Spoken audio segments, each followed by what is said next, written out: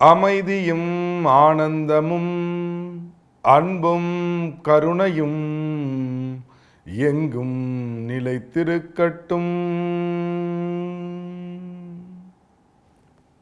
ஆன்மீக மெய்யன்பர்களே, எமதருமை பக்தர்களே, சித்தர்களை பின்பற்றுகின்ற பாக்கியவான்களே, உங்கள் அனைவருக்கும் ஞானி பிருந்தாவனரின் ஆத்மார்த்தமான வணக்கங்கள்.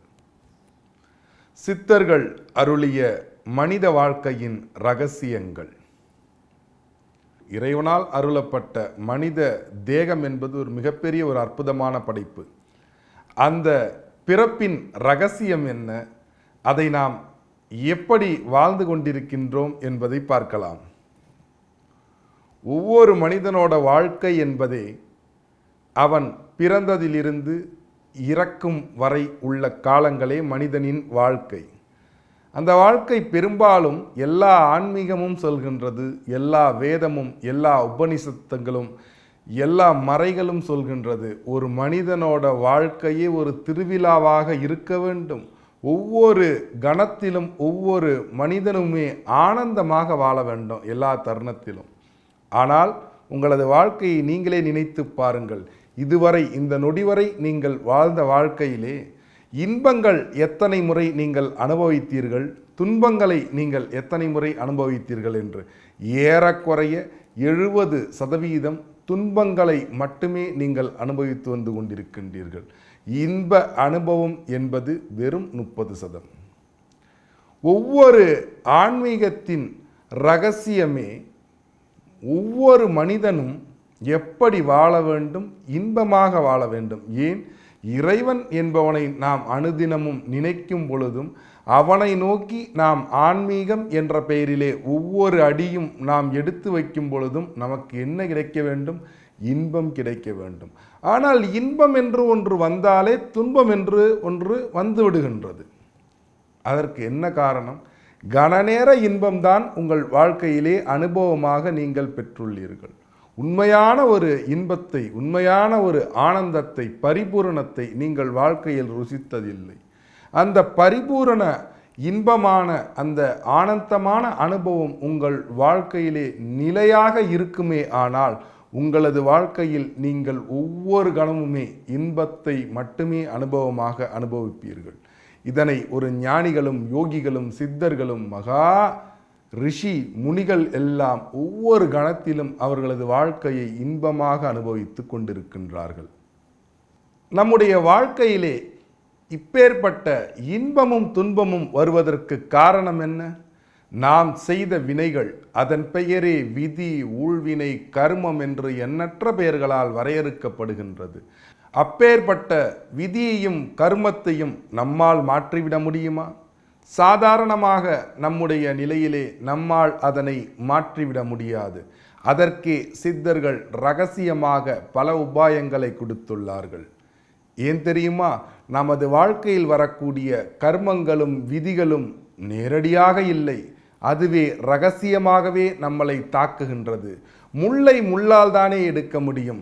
இரகசியத்தை இரகசியத்தால் மட்டுமே நாம் வெல்ல முடியும் என்கின்ற ஒரு கோட்பாட்டிலே சித்தர்கள் நமது விதிகளையும் கர்மங்களையும் அழிக்கக்கூடிய மிக அற்புதமான தந்திரங்களையும் மந்திரங்களையும் தியான யுக்திகளையும் இரகசியமாகவே வைத்துள்ளார்கள். அப்பேற்பட்ட அந்த இரகசியத்தை நாம் அறிந்து கொண்டு அதனை பின்பற்றி நாம் அதை வாழ்க்கையின் அனுபவமாக உணர்ந்து விட்டோமானால் அந்த நொடி பொழுது நம்முடைய வாழ்க்கையிலே இன்பம் மட்டுமே அனுபவமாக வாய்க்கும். அந்த இன்பத்தை நோக்கி நாம் ஒவ்வொரு கணமும் வாழ்ந்து கொண்டிருக்கும் பொழுது இறைவனின் அற்புதத்தை நாம் உணரலாம். இதுவே வாழ்க்கையின் இரகசியம். இந்த இரகசியத்தை உணராமல் ஆன்மீகம் என்ற பெயரிலே நாம் ஏதேதோ செய்து கொண்டிருக்கின்றோம்.